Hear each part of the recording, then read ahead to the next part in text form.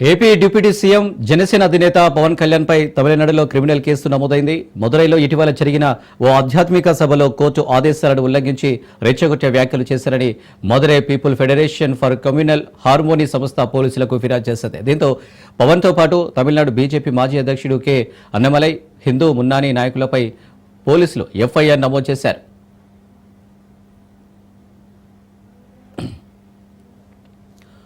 22న మదురైలో మురుగన్ భక్తుల మహాసభ పేరుతో హిందూ మున్నాని భారీ కార్యక్రమాన్ని నిర్వహించింది.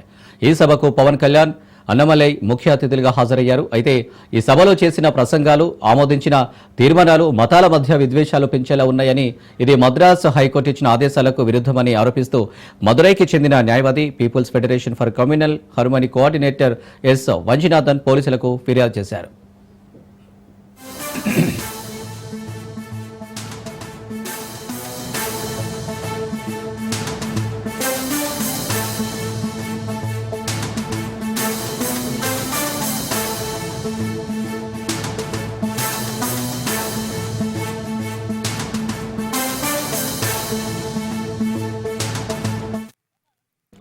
ఆధ్యాత్మిక సభ పేరుతో అనుమతి పొంది రాజకీయ, మతపరమైన ప్రసంగాలు చేయరాదన్న హైకోర్టు షరతును నిర్వాహకులు ఉల్లంఘించారని ఫిర్యాదులో తెలిపారు.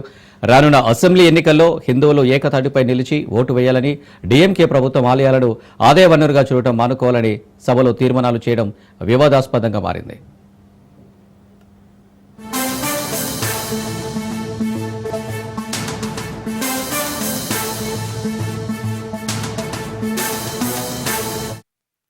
రైట్గా దీనికి సంబంధించి మరిన్ని డీటెయిల్స్ మా ప్రతినిధి కిరణ్ అందిస్తారు.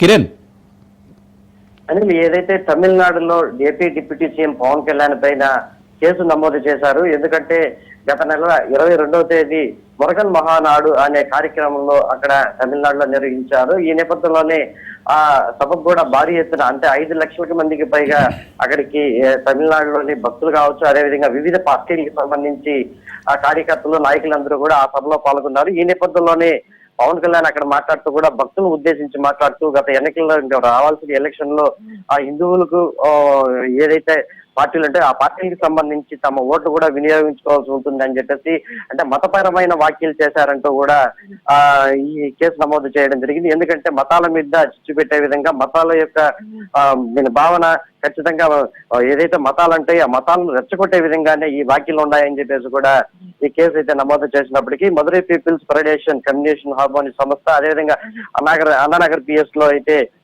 కేసు నమోదు చేశారు. మరోపక్క ఆర్ఎస్ఎస్, అదేవిధంగా దీనికి సంబంధించి బీజేపీ, మరోపక్క సంఘ పరివార నిర్వాహకులపై కూడా పలు కేసుల కింద కేసు అయితే నమోదు చేశారు. అంతేకాకుండా డిప్యూటీ సీఎం పవన్ కళ్యాణ్ కాకుండా అన్నామలై మీద కూడా ఫిర్యాదు మేరకు పోలీసులు కేసు నమోదు చేసి కేసు నమోదు చేశారని చెప్పుకోవచ్చు. ఏదేమైనప్పటికీ గత నెల 22వ తేదీ అంటే మురుగన్ మహానాడు ఆ సభ కంటే భక్తుల పేరుతో నిర్వహించిన ఈ మహానాడు సభలో భక్తులను ఉద్దేశించి కాకుండా అంటే వ్యక్తిగతంగా అంటే మతపరమైన వ్యాఖ్యలు చేశారంటే మతాల మీద చిచ్చు పెట్టే విధంగా మతాల వారిగా మతపరమైన వ్యాఖ్యలు చేసిన నేపథ్యంలోనే ఈ పవన్ కళ్యాణ్ మీద అంటే అదేవిధంగా అన్నామలై మీద మనం చెప్పుకున్నట్టు అంటే బీజేపీ కావచ్చు, అదేవిధంగా ఆర్ఎస్ఎస్ అంటే సంఘ పరివార నిర్వాహకులపైన పూర్తి స్థాయిలో అక్కడ కేసు అయితే పలు సెక్షన్ల కింద నమోదు చేశారని చెప్పుకోవచ్చు. ఏదేమైనప్పటికీ ఇది తమిళనాడులో ఒక సంచలనం రేపిందని చెప్పుకోవచ్చు. ఎందుకంటే ఏపీ డిప్యూటీ సీఎం గా ఉన్న పవన్ కళ్యాణ్ గతంలో కూడా మతపరమైన వ్యాఖ్యలు చేశారంటూ కూడా అక్కడ వ్యాఖ్యలు వచ్చాయి. ఈ నేపథ్యంలోనే తమిళనాడులో చేసిన ఈ వ్యాఖ్యలపైన మాత్రం ఖచ్చితంగా AP deputy CM Pawan Kalyan, అదేవిధంగా అన్నామలై మీద కూడా పలు సెక్షన్ల కింద తమిళనాడులోని అన్నానగర్ లోని పిఎస్ లో ఈ కేసు నమోదు చేసినట్టు కూడా తెలుస్తుంది. Anil, right Kiran, thank you.